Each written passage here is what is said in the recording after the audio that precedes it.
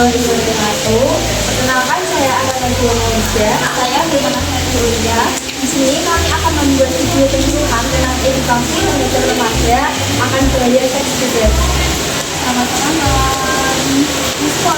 Assalamualaikum warahmatullahi wabarakatuh. Waalaikumsalam warahmatullahi wabarakatuh. Perkenalkan, saya Gimana Julia. Saya Arana Juwanda. Kami dari Universitas Muhammadiyah Kudus dari Prodi S1 Keperawatan. Tujuan kami di sini itu untuk membuat penyuluhan tentang edukasi bahayanya seks bebas pada kalangan remaja seperti kalian ini ya. Nanti kita akan bagi tugas satu-satu.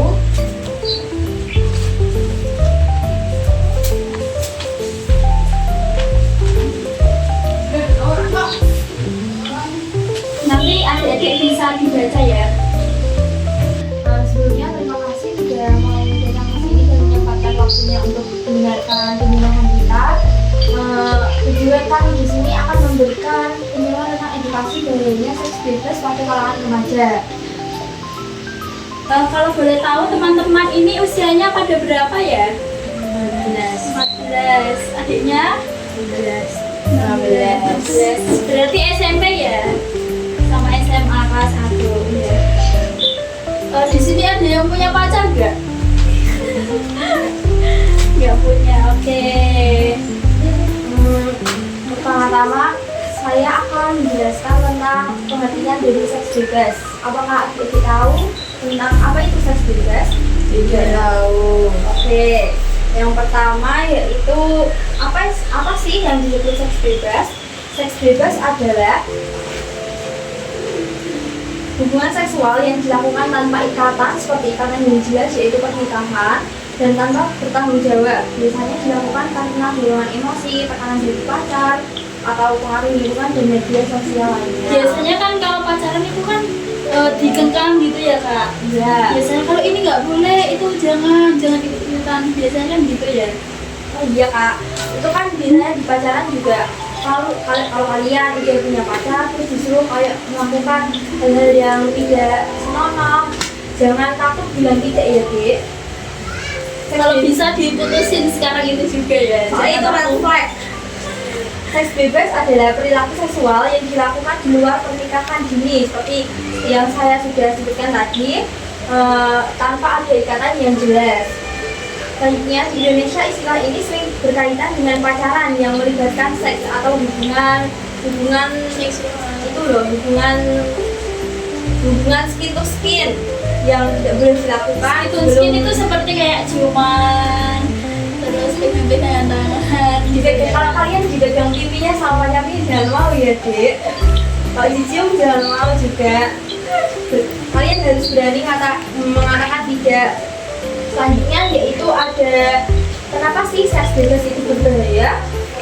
Seks bebas berbahaya karena yang pertama dapat mengakibatkan penyakit menular seks atau PMS. Ketika pacar kalian kalau punya penyakit atau kalian kan tidak tahu ya penyakit pacar kalian itu apa.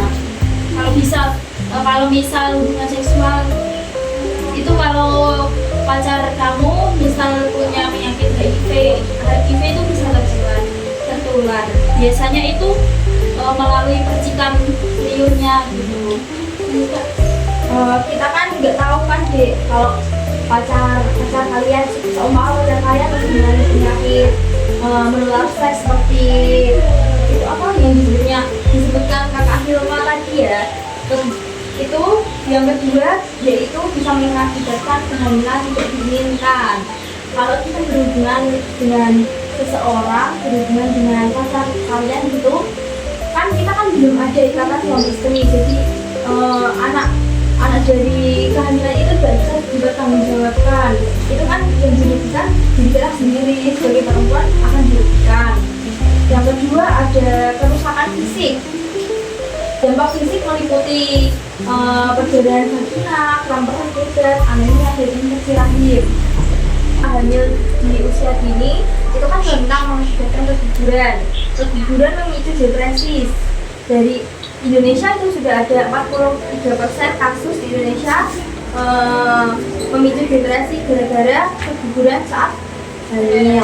Kecemasan kecemasan, kesuburan, dan citra diri buruk karena merasa gagal sebagai wanita. Karena kita akan merasa diri kita sudah dirusak oleh orang lain, kita akan gagal, kita akan sudah merasa nggak berguna hidup di dunia ini. Selanjutnya, stres dari hubungan toksik seperti tadi akan seperti overprotective atau kekerasan psikis memburuk kondisinya, menyebabkan isolasi emosional. Yang selanjutnya yaitu ketergantungan melakukan seks atau terus-menerus. Jika kita sudah melakukan seks, kita akan menjadi ketergantungan, ya kan Kak? Ya, pengen ngelakuin itu terus menerus gitu ya Kak? Oh iya, kita udah mencoba satu kali, kita ketagihan, jadi kita akan ingin melakukan hal itu terus menerus. Selanjutnya yaitu mengakibatkan kerusakan hubungan. Kerusakan hubungan yang di sini itu kerusakan yang disebutkan di sini itu artinya kerusakan hubungan dengan keluarga, kerusakan hubungan dengan teman, dengan semua orang. Kita akan merasa diri kita merenung dan dijauhi oleh orang-orang lain. Dan juga bisa dibuatkan oleh tetangga kita ya Kak? Biasanya kan gitu ya. Iya Kak, itu bisa. Itu maksudnya di kerusakan sosial, seperti tetangga kita akan membicarakan keburukan kita terus menerus. Selanjutnya akan disampaikan oleh Mbak Hilma. Apakah teman-teman sudah paham yang disampaikan oleh Mbak Ara? Selanjutnya yaitu faktor penyebab seks bebas di kalangan remaja. Yang pertama, adanya kontrol diri dan kesadaran bahaya pergaulan bebas. Anak muda kan sering nggak bisa nahan ya diri buat ikut teman-temannya. Biasanya kalau teman-temannya ingin keluar malam atau nongkrong nggak jelas kan biasanya kan kalian pada ikut ya. Kalau nggak ikut kan nggak dibalani gitu kan. Seperti diajak nongkrong malam, coba hal negatif atau merokok. Malah kalian itu tanpa memikirkan hal depannya, ya resiko kedepannya itu kayak gimana gitu. Akibatnya itu mudah terjebak dalam masalah hukum gini. Kalau teman-teman kalian itu pikirannya tuh udah kayak depresi banget, orang tuanya itu nggak punya apa-apa, terus teman kalian itu malah mikir ayo mencuri aja yuk gitu. Tapi kalian ikut-ikutan itu kalau bisa dihindarin, maka kita harus menghindari ya. Kita harus berani bilang tidak kalau ada teman kalian ngajak yang hal-hal menuju ke hal-hal yang negatif, kita harus berani bilang tidak untuk melawannya. Yang kedua yaitu nilai agama yang lemah dan gaya hidup tidak sehat. Kalau ajaran agama kita tidak kuat, remaja seperti kalian itu mudah mengakui gaya hidup hedonis seperti begadang, scroll TikTok, biasanya kan gitu ya remaja sekarang. Terus makan sebelah gitu atau pacaran sembarangan. Ini tuh bisa bikin iman kita menjadi melemah. Kalau nggak ada pegangan moral, jadi keputusan hidup itu sering salah arah dan bikin badan pun rusak.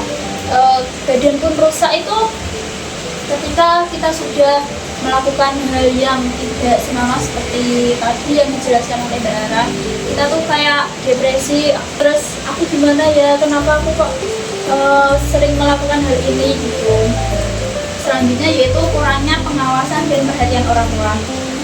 Orang tua juga kalau sibuk kerja atau cuek, anak bisa jadi keluyuran tanpa dikontrol. Nggak ada nanya mau kemana tadi kan gitu kan. Kalau biasanya orang tua habis kerja pagi sampai sore terus malamnya tidur kan nggak tahu anak-anaknya itu pada kemana sama siapa gitu kan. Kan nggak dikasih nasihat, akhirnya anak mencari perhatian di luar rumah seperti tadi nongkrong di malam hari ya gitu ya Kak. Selanjutnya yaitu lingkungan keluarga yang tidak harmonis, kayak tadi broken home, terus keluarganya bercekcok gitu. Selanjutnya pergaulan yang tidak sehat. Teman-teman kan punya teman kayak akrab bestie gitu kan.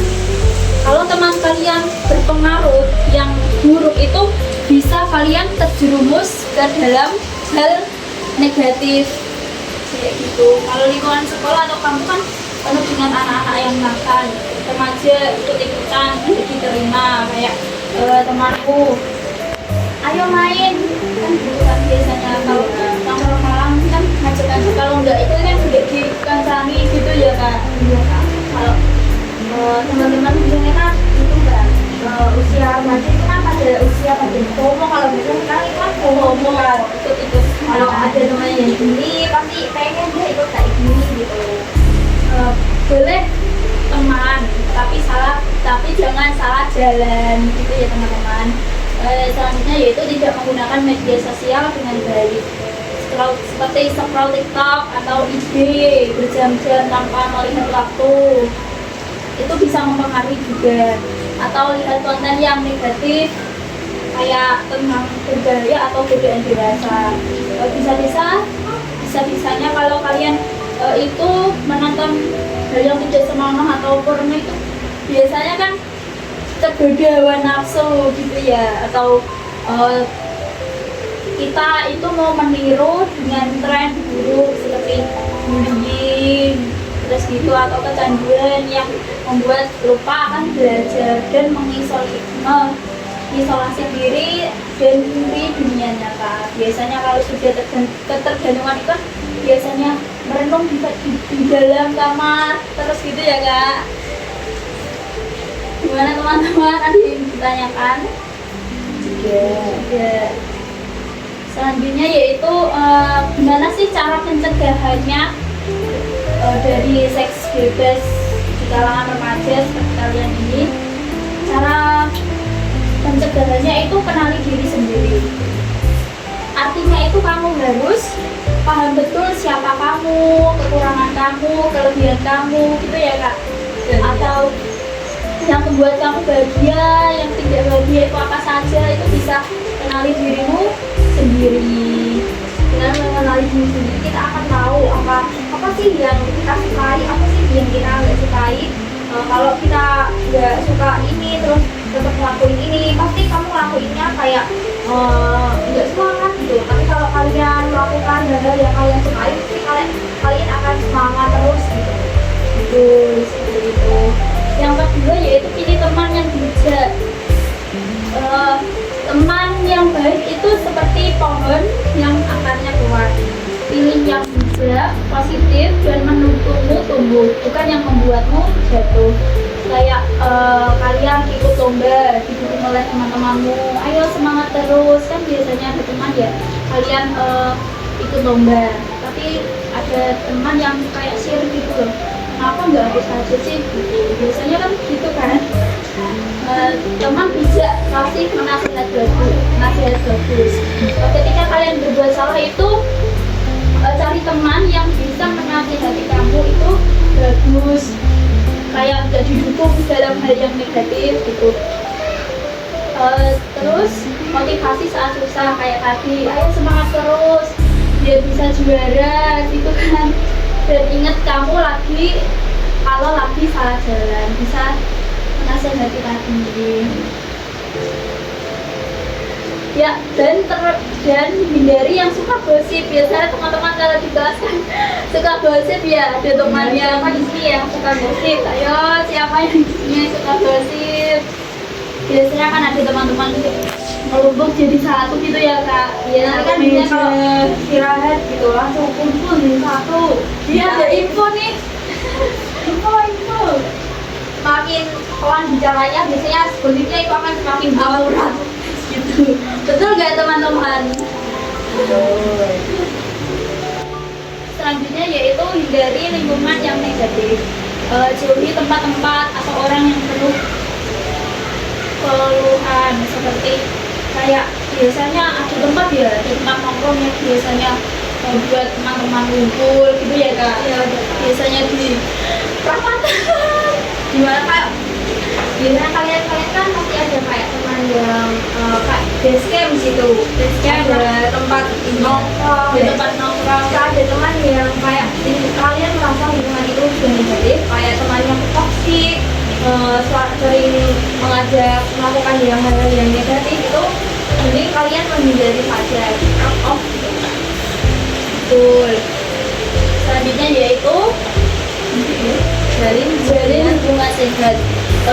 Bangun hubungan yang saling menghargai, seperti ketika ada teman-temanmu yang beda agama itu bisa kita saling menghargai, juga saling mengejek-ngejek agama teman kalian gitu. Hubungan yang sehat itu seperti kayak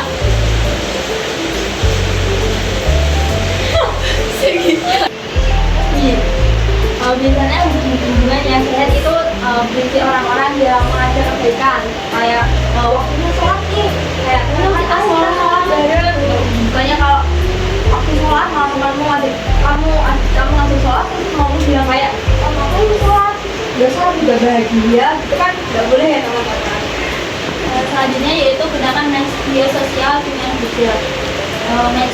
Medsos itu kan seperti pisau bermata dua ya, bagus buat info tapi bahaya kalau kecanduan.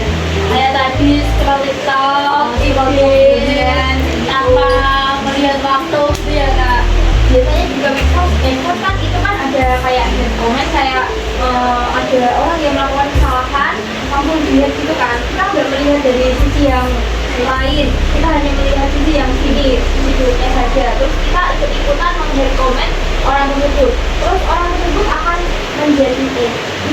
menjadikan orang tersebut merasa dirinya tidak berharga, merasa dirinya salah. Padahal kan kita nggak tahu, semua orang kan tidak ada yang sempurna kan. Kalau kita melakukan kesalahan, namanya juga manusia, nggak ada yang sempurna. Jadi kita kalau ada orang yang bersalah, kita jangan langsung mau komen, kita harus melihat dari sisi yang baik dulu, ya dilihat dari sisi yang buruk. Seperti biasanya ada pepatah, gajah di kelopak atas tidak nampak, semut di seberang sungai nampak. Kayak kesalahan sendiri aja yang di depan mata nggak kita sadarin, tapi kesalahan orang lain yang biasanya nggak begitu buruk kita ikut menghajar kayak memberi komen gitu. Materi yang kita akan sampaikan sudah selesai. Selanjutnya yaitu sesi tanya jawab. Apakah ada yang bertanya? Jika tidak ada yang bertanya, jika kita yang bertanya ya.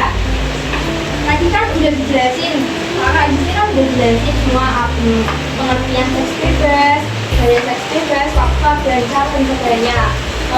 Tadi apa sih pengertian seks bebas? Ayo siapa yang mau jawab? Saya kak. Iya, apa itu? Kalau boleh tahu?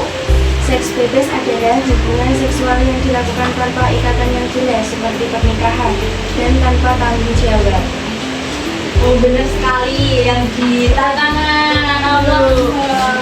Benar sekali yang disebutkan, siapa itu namanya? Kalau boleh tahu? Jika Benar sekali yang disebutkan Jika. Seks bebas adalah hubungan seksual yang dilakukan tanpa ikatan yang jelas seperti pernikahan.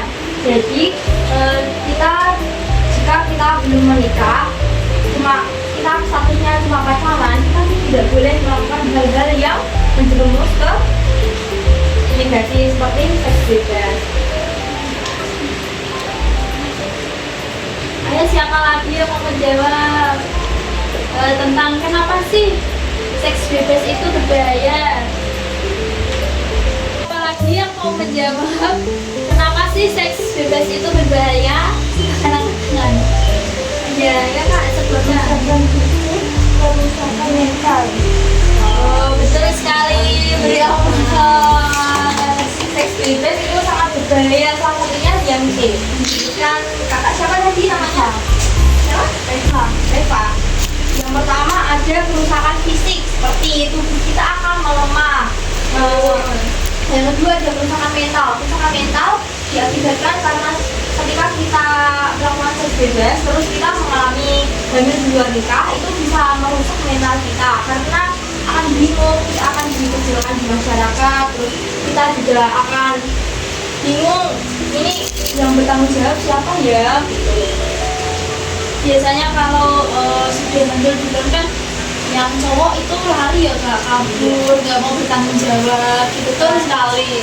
Karena jika kita hamil duluan, kita akan yang sangat dirugikan adalah perempuan, bukan pihak laki-laki. Kalau pihak laki-laki, kita udah melakukan seks bebas, habis itu kan udah selesai, kalau mau ngapain. Kalau perempuan, kita sudah melakukan seks bebas nih, terus kita nggak tahu bisa tiba-tiba ada keluhan mual, tanda-tanda hamil, ternyata kita udah positif hamil, itu akan merugikan diri kita sendiri. Oke teman-teman, penyuluhannya sudah selesai. Terima kasih sudah mendengar dari awal sampai akhir dan sudah mau menjawab. Penyuluhan yang kita lakukan alhamdulillah sudah selesai. Mari kita tutup dengan bacaan hamdalah. Alhamdulillahirrahmanirrahim. Terima kasih sudah mau mendengarkan dari awal sampai akhir.